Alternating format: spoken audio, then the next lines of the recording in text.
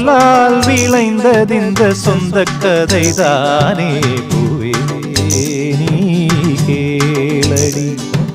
பெண்ணேல் வருத்தமில்லை நெஞ்சில் என்ன வாரம் நீயே போய் கூறடி.